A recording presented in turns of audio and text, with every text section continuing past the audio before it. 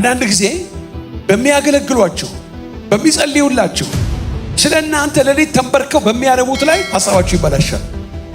ይሄ ወንጌላዊ ከሌ፣ ይሄ ሐዋርያ ከሌ፣ ይሄ ፓስተር ከሌ እንደው እሱ ልዩ ነገር እንዴ ምን አደረገሽ ብትያጠጋብለ ምን አደረገ ብትለው መልስ የለውም። ግን ውስጡን ያበላሸዋል። ሰው ውስጡ ተበላሽቶ ከውጪ በሚያደርገው እንቅስቃሴ ውስጥ ልትደርሱበት አትችሉ። ሰይጣን ምንድነው የሚያደርገው? ውስጥን ነው የሚያበላሸው። ምንን? ሐሳብን፣ ፈቃድን ካበላሸ በኋላ ነው ነገሮች ወገኖች ሆይ አሳዛኝ ወደሆነ ደረጃ ላይ የሚመጡት። አስተውሉ። ያለ ቅንነትና ያለ ንጽህና ከእግዚአብሔር ጋር መኖር አይቻልም። ክፉ ሐሳብ የሰይጣን ወታደር ነው። ብዙዎቻችን የአፋችን ቃልና የልባችን ሐሳብ አንድ አይነት አይደለም። ሁለተኛ ቆሮንቶስ ምዕራፍ 11 ላይ እናወጣለን። ቁጥር 3 ነው ማነበው። ነገር ግን እባብ በተንኮሉ ሔዋንን እንዳሳታት ሐሳባችሁ ተበላሽቶ ለክርስቶስ ከሚሆን ቅንነትና ንጽህና ምናልባት እንዳይለወጥ ብዬ እፈራለሁ። ሐሳብ ይበላሻል ወገኖቼ ሆይ። ሐሳብ ሳይበላሽ ንግግር አይበላሽም። ንግግር ሳይበላሽ ተግባራዊ የሆነ እንቅስቃሴ ውስጥ የተበላሸ ነገር ሰው አያደርግም። ስለዚህ ሐሳባችን ዋና ነው ማለት ነው። ስለዚህ ጠላታችን ዲያብሎስና የሚያሰማራቸው አጋንንቶች በዋናነት የቅዱሳኑን ሐሳብ መያዝ ይፈልጋሉ። ሐሳባችንን ከያዙና ከተቆጣጠሩ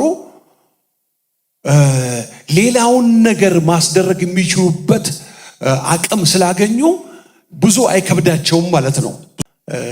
ይሁዳን ምን አደረገው? በመጀመሪያ ሰይጣን በኢየሱስ ክርስቶስ ላይ ሐሳቡን ረበሸው። አሁን ይሄ የሚያደርገው ትክክል ነው። አሁን አየሁ ያደረገው አንድ ቦታ ላይ ምን ይል ነበረ? ሽቷን ሰብራ ኢየሱስ ክርስቶስ እግር ላይ አፍስሳ በፀጉሯ እያበሰች ሲመለከት ከደቀ መዛሙርቱ የመጀመሪያ ተናጋሪ የነበረው እሱ እንደነበር ዮሐንስ በመልእክቱ ላይ ይናገራል። ይሄ ሽቶ ቢሸጥ ለብዙዎች ጥቅም የሚሆነውን ዋጋ ለምን ይባክናል እያለ ሲል በክርስቶስ ላይ ምን ሆኖ ነበረ? ይኸውላችሁ እንድታስተውሉ እንድትይዙ በጣም የምፈልገው ነገር አለ። ጴጥሮስን በጠራበት፣ ዮሐንስን በጠራበት፣ ያዕቆብን በጠራበት ትክክለኛ ንጹህ አጠራርና ሁኔታ ነው ኢየሱስ ክርስቶስ የአስቆርቱ ይሁዳን የሚጠራው። የተለየ ነገር አይደለም። በቃ እንደነሱ የተጠራ ሰው ነው። ግን ውሎ ሲያድር ሐሳቡ በሰይጣን ምን ውሏል? ተረብሿል። ጥሩ አመለካከት የለውም። ነገሮች ሲከሰቱና አንድ ነገር ሲሆን ዝም ብሎ ኦቨርናይት የሆነ ነገር አይደለም። ከኋላ አንድ የደረበ የመጣ ነገር አለ። የዛ ነገር ስብስብ ውጤት ነው አደባባይ ላይ መጨረሻ ላይ የሚገለጠው። ሰይጣንም ዲያብሎስም ከ12ቱ አንዱ በነበረው በአስቆርቱ ይሁዳ ሐሳብ አስገባበት። መግቢያ መንገድ እንዴት አገኘ ካላችሁ አስቀድሞ አበላሽቶታል። ይሄ ዛሬ ወገኖች ሆይ ለሁላችንም እጅግ እንድናስተውል እግዚአብሔር መንፈስ ቅዱስ ይርዳን። አሜን በሉኝ ወገኖች ሆይ። አስቀድሞ አበላሽቶ ሰርቶታል። አስቀድሞ ረብሾታል። በክርስቶስ ላይ ያለውን አመለካከቱን ረብሾታል አስቀድሞ። ተመልከቱ ወገኖች ሆይ አንዳንድ ጊዜ በሚያገለግሏችሁ በሚጸልዩላችሁ ስለናንተ ለሊት ተንበርከው በሚያረቡት ላይ ሐሳባችሁ ይበላሻል። ይሄ ወንጌላዊ ከሌ፣ ይሄ ሐዋርያ ከሌ፣ ይሄ ፓስተር ከሌ እንደው እሱ ልዩ ነገር እንዴ ምን አደረገሽ ብትያጠጋብለ ምን አደረገ ብትለው መልስ የለውም። ግን ውስጡን ያበላሸዋል። ሰው ውስጡ ተበላሽቶ ከውጪ በሚያደርገው እንቅስቃሴ ውስጥ ልትደርሱበት አትችሉ። ሰይጣን ምንድነው የሚያደርገው? ውስጥን ነው የሚያበላሸው። ምንን?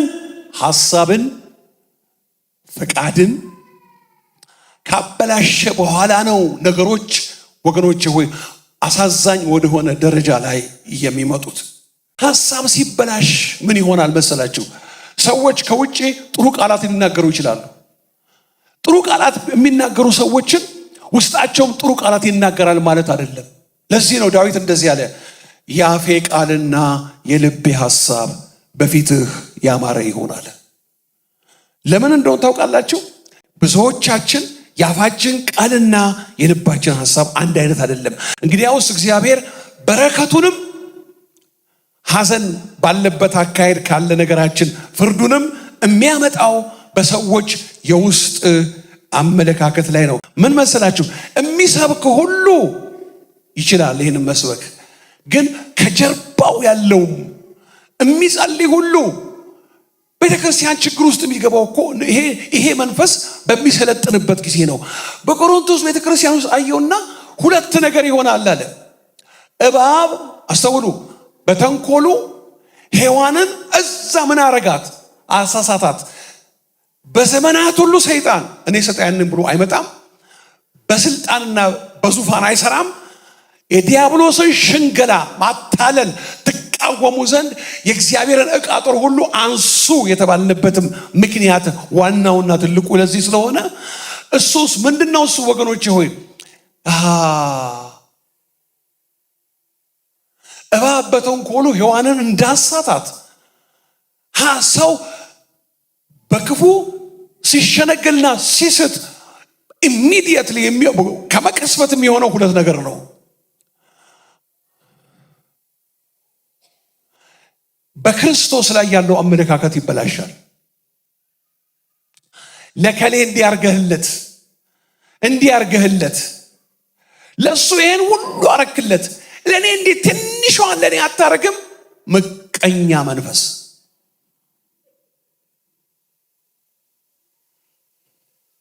ምን ሆኗል? የአእምሮ መሰላችሁ በክርስቶስ ላይ ተበላሽቷል። በክርስቶስ ላይ ያልተበላሸ አእምሮ በእህትሽ ላይ፣ በወንድምሽ ላይ፣ በቤተሰብህ ላይ አይበላሽም። ለክርስቶስ ከሚሆን ቅንነትና ንጽህና ሁለት ነገር አስተውሉ። ያለ ቅንነትና ያለ ንጽህና ከእግዚአብሔር ጋር መኖር አይቻልም። ንጽህና የውስጥ ንጽህና ነው፣ ከውጭም ተገልጦ የሚታይ ነው። ቅንነት ለነገሮች ሁሉ ያለን አመለካከት፣ አስተያየትና ግንዛቤ መስተካከል ነው። ወገኖቼ ሆይ በቀናነት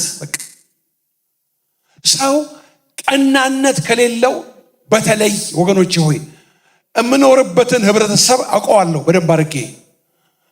ነገሮችን ቅን በሆነ አመለካከት ማየት የማይችል ነው።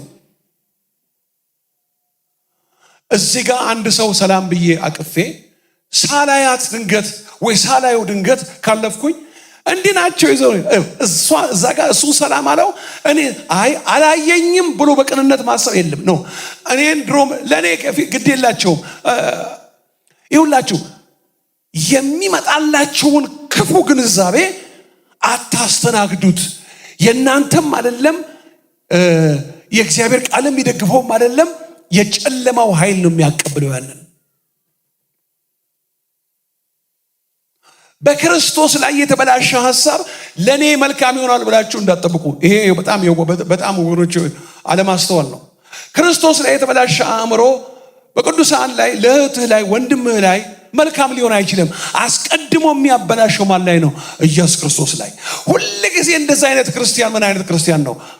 ይሄ ለምን፣ ይሄ እንዴት፣ ይሄ ለምን፣ የአንዲ ዝም ብሎ ከመሬት ተነስቶ እየጸለየከለት ያለ ሰው በጥላቻ ውስጥ ያስብሃል። ራቱን ሲበላ አብሮህ ይበላል። ስምህን እንደ እንጀራ አብሮ ይበላል። ከእህል ጋር አብሮ ያኝክሃል። ውስጡ እንደ ጨው እየሟሟ ይሄዳል። ለምን? ሐሳቡን አበላሽቷል ሰይጣን። የተበላሸ ሐሳብ ለተበላሸ ድርጊት ክንውን መከሰቱ አያስደንቅም። አስቀድሞ ሐሳብ ተበላሽቷላ ወገኖቼ ሆይ፣ ሐሳብ ተበላሽቷል። ሰይጣን ሐሳብን ከሆነ የሚያበላሸው ምንድነው ማድረግ ያለብን? ሐሳባችንን መጠበቅ አለብን። ዛሬ የምንካፈለው ቃል እርግጠኛ ሆኜ ነው የምነግራችሁ፣ በሕያው እግዚአብሔር ፊት እንድታስተውሉ እፈልጋለሁ። እጅግ ለቀሪ የክርስትና ሕይወት ዘመናችን ይጠቅመናል። አሁን አላወጣውም ቦታውን፣ ግን እንደዚህ የሚል ቃል አለ። ጢሞቴዎስን ነው የሚለው ሐዋርያው ጳውሎስ እንደዚህ ይለዋል፣ የምለውን ተመልከት። የምለውን ስማ ወይስ ተመልከት? በጣም እርግጠኛ በጣም እንዲይዝለት ስለሚፈልግ ቦታውን ነግራችኋለሁ። የምለውን ተመልከት፣ ከሙታን የተነሳውን ከዳዊት ዘር በሥጋ የመጣውን ኢየሱስ ክርስቶስን አስበው ይለዋል። ከዛ በኋላስ ይህንን በመስበኬ እንደ ክፉ አድራጊ መከራን እቀበላለሁ፣ እታሰራለሁ ማለት ነው። ነገር ግን ይለዋል የእግዚአብሔር ቃል ግን አይታሰርም። ምጽፉ ማስታወሻ ትይዛላችሁ። ሁለተኛ ጢሞቴዎስ ምዕራፍ 2 ቁጥር 7 ላይ ታገኛላችሁ። እስቲ ቀና በሉ፣ እንደዚህ በሉ ከኔ ጋር በጌታ ፍቅር ስለምወዳችሁ ነው እንደዚህ በላችሁ። እንደዚህ በሉ፣ የምለውን ተመልከት በሉ። ተመልከት፣ የማሳይህን ተመልከት ነው። የምልህን ተመልከት። በጣም ሲሪየስ ነገር ነው የሚነግረው። የምልህን ተመልከት በሉ እስቲ። ከዳዊት ዘር የሆነውን ከሙታን የተነሳውን ኢየሱስ ክርስቶስን አስብ በሉ እስቲ። አስብ በሉ። ለምንድን ነው ሐዋርያው ጳውሎስ ኢየሱስ ክርስቶስን አስብ የሚለው? ኢየሱስ ክርስቶስን ካላሰበ ሰይጣን ሊሸነግለው ስለሚችል እያገለገለ እየሮጠ የተለያየ ድንቅና ተአምራቶች በተሰጠው ጸጋ እያደረገ ብዙ ሰዎች እየተባረኩ በሱ እየተጽናኑ፣ ግን ምን ሊሆን ይችላል? የራሱ ሕይወት ግን አደጋ ውስጥ ሊሆን ይችላል። ሰይጣን ሊሸነግለን ሲመጣ ዝም ብሎ አይደለም፣ ዝም ብሎ የሆነ ያልሆነ ነገር አግበስብሶ አይደለም። የምንወደውን ነገር ያምጥቶ ነው። የምትወጂውን ነገር፣ የምትጓጉውን ነገር፣ የምትናፍቂውን ነገር ይዞልሽ ይመጣል። ስለዚህ የተከፈተ በር ሁሉ ከእግዚአብሔር ላይሆን ይችላል።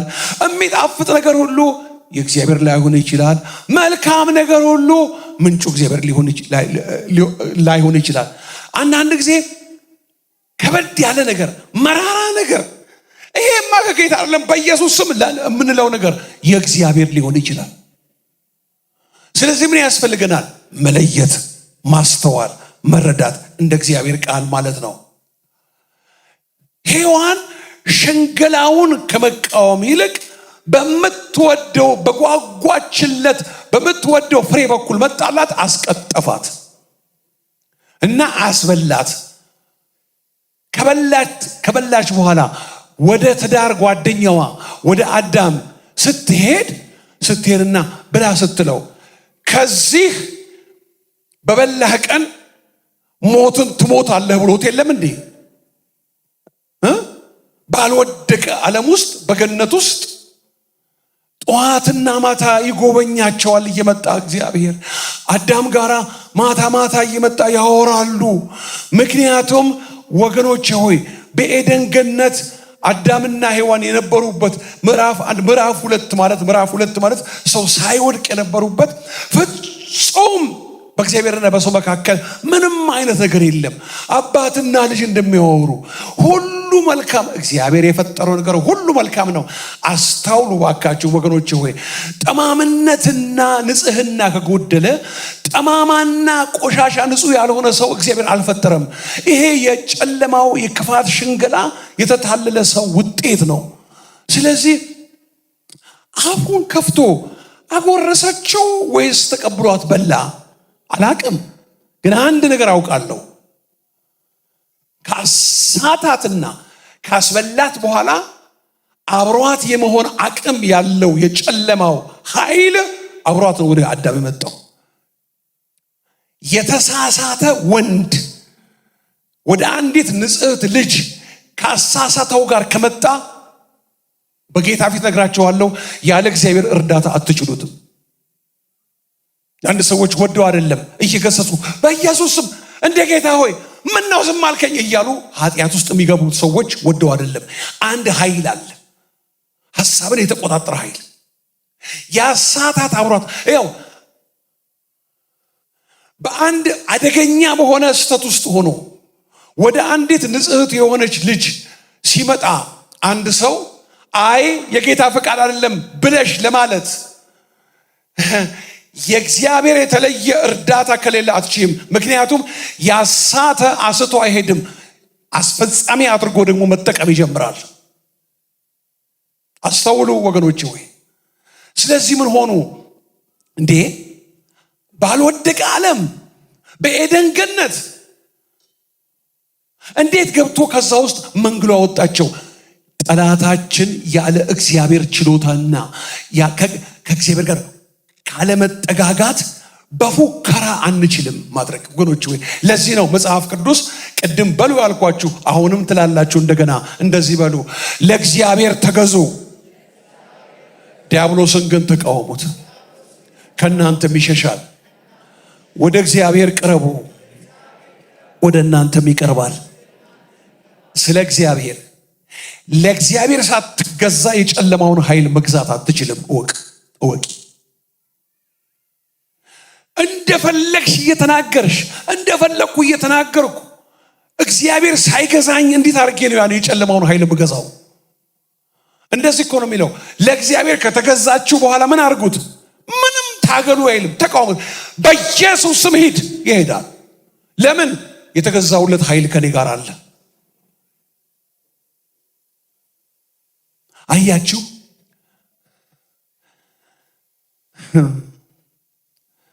እግዚአብሔር ሰማይና ምድርን የፈጠረ እግዚአብሔር ሰውን ከምድር አፈር አበጀና አነሳና ወሰደና በኤደን ገነት አስቀመጠና በሰማይ የሚበሩትን በምድርም የሚሳቡትን የሚርመሰመሰውን ጠቅላላ እንስሳውን ሁሉ በባህር ያለውን ሁሉ ሁሉንም ግዛ ላለህና ላስገዛልህ ግን ትገዛለህ። በምን? በመታዘዝ። በምን? በኤደን ገነት መካከል ካለው መልካምና ክፉን ከሚያሳውቀው አትብላ ትእዛዝ ነው። አለመታዘዝ ሞት ነው። ሁል ጊዜ ሰው ኃጢአት ሲሰራ ኃጢአት ሰራ፣ በቃ ኃጢአት ሰራ። ኃጢአት ካለ ጀርባው ላይ ትልቅ አንድ ነገር ነው ይዞ የሚመጣው ኃጢአት። ያ ሞት ይባላል። ኃጢአት ካለ ሞት አለ ወገኖች ሆይ። ይሄ እኮ የገባው ማመሰላችሁ እግዚአብሔር ብቻ ይመስለኛል። የመጀመሪያው የኤደን ገነት ኑሯቸው ምን አይነት ኑሮ ነበረ? ሁሉ ነገር መልካም፣ ጭንቀት የለም፣ ፍርሃት የለም፣ በሽታ የለም፣ ሞት የለም። እግዚአብሔር የፈጠረው ሰው ኑሮ እንዲሞት አልነበረም። ለዘላለም የሚኖር ሰው ነው እግዚአብሔር የፈጠረው። ሞትን ያመጣው ኃጢአት ነው። ሞት የለም፣ በሽታ የለም፣ ችግር፣ ጭንቀት፣ ረሃብ የለም፣ ጥማት የለም። ምንድን ነው ይላሉ የሥነ መለኮት ሰዎች? የመጀመሪያው ሰውና እግዚአብሔር መካከል ምንም እንከን የሌለበት ጊዜ ማለት መልካም አለ እኮ ዘፍጥረት ምዕራፍ 1 ቁጥር 31 ላይ እግዚአብሔር አምላክም የፈጠረውን ሁሉ ተመለከተ፣ እጅግ መልካም ነበረ። ፍጹም እንከን የሌለው የአዳምና የሔዋን ከአባታቸው ከእግዚአብሔር ጋር ይኖሩበት የነበረ በሽታ የሌለበት፣ ህመም የሌለበት፣ ረሃብ የሌለበት፣ ጭንቀት የሌለበት። ማታ ማታ እየመጣ ይጎበኛቸዋል፣ ይመጣል፣ ያያቸዋል። ይመጣና እግዚአብሔር ያወራሉ፣ ይጫወታሉ። ሁሉን አስገዝቶላቸዋል።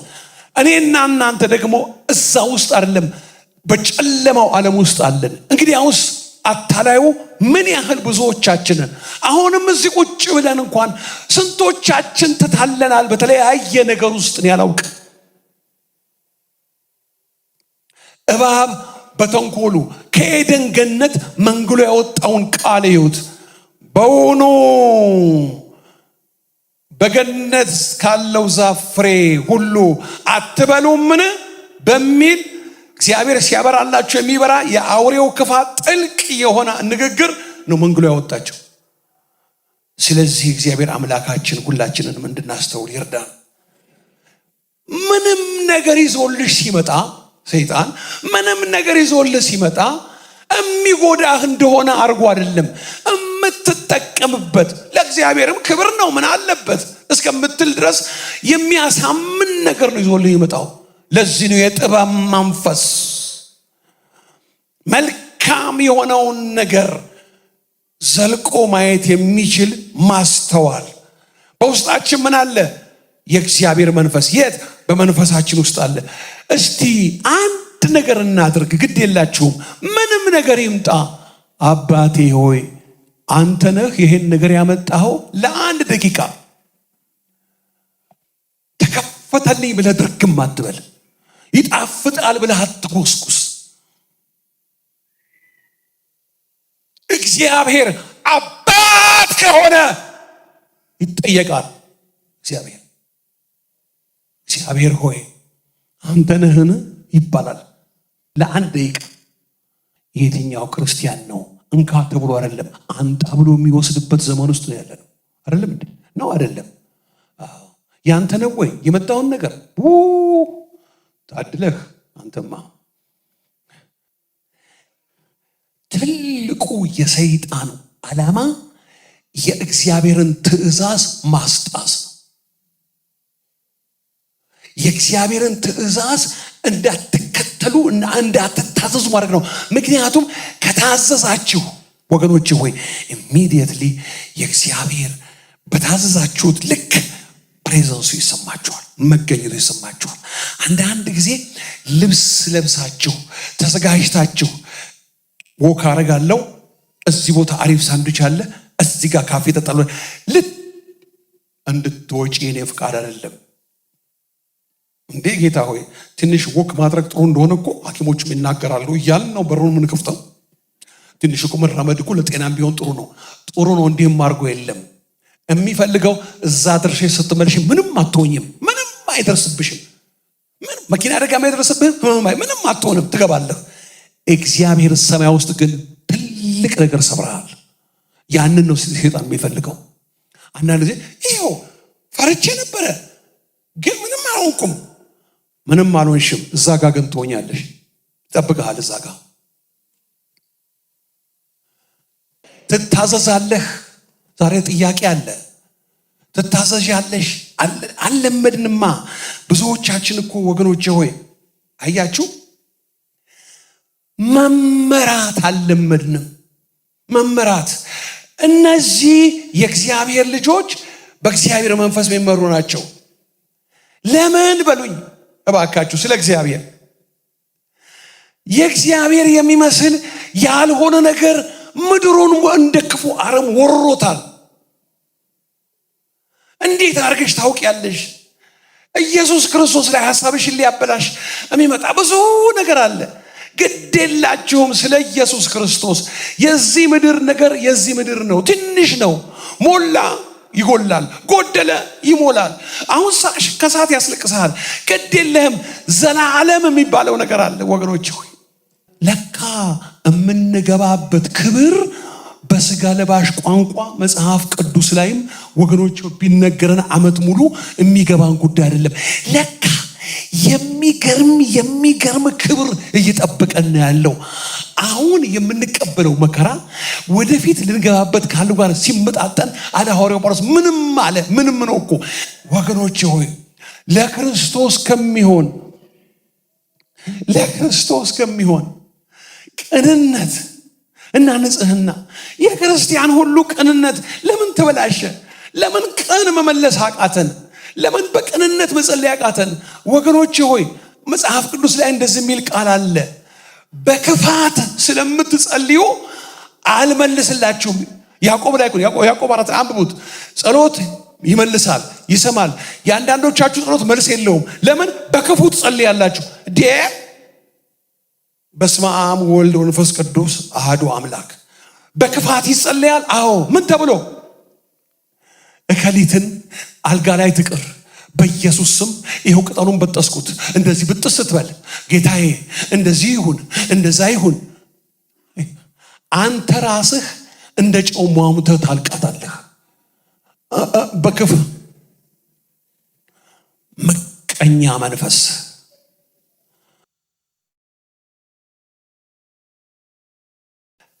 እርሱ ከማይከብርበት ህይወት ሊያወጣን ነው የሚመጣው። እግዚአብሔር በምን ይከብራል? ወንድሜ ከኔ ይልቅ ይሻላል።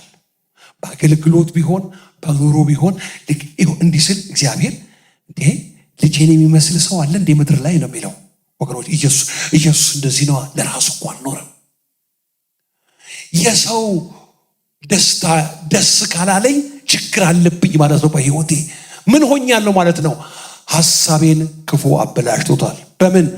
ለክርስቶስ ከሚሆንን ንጽህናና ቅንነት ከተበላሸ ለሰው በጎ ማሰብ የሚባል ነገር የለም። ሁሉ ነገር ለራሴ ለኔ በራስ ወዳድነት።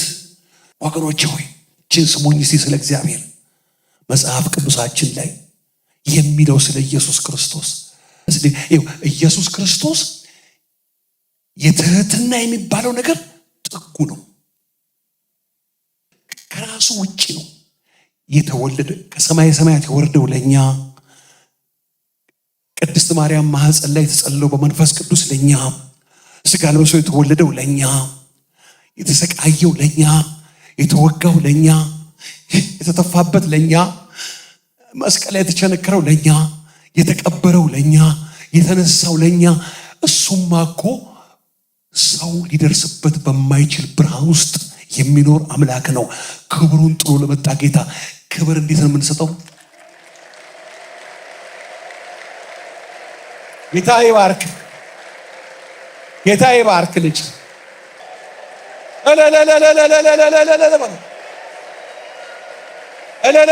በይ እንጂ በደንብ አክስ ለእኛ ነው እኮ የኖረው።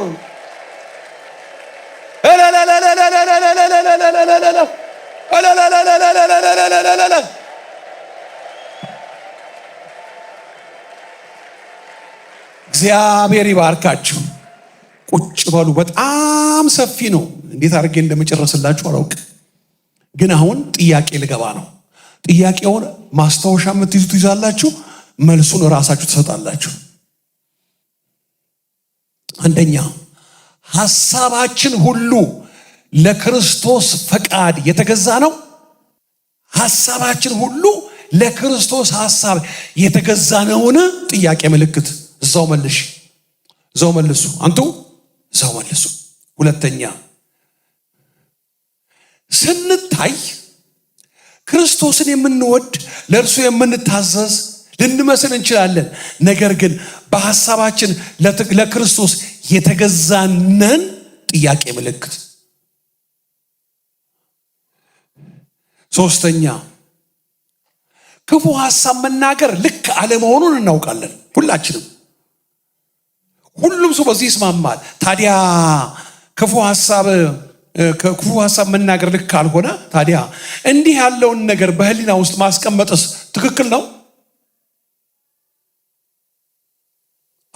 እግዚአብሔር ይባርካችሁ። አራተኛው፣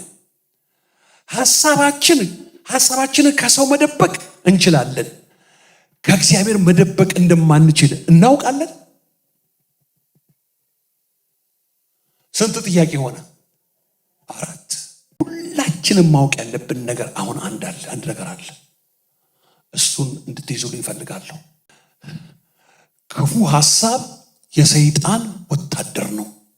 በምን እናሸንፈው? ሁለት ነገር ያዙዋ፣ ጸሎትና የእግዚአብሔር ቃል።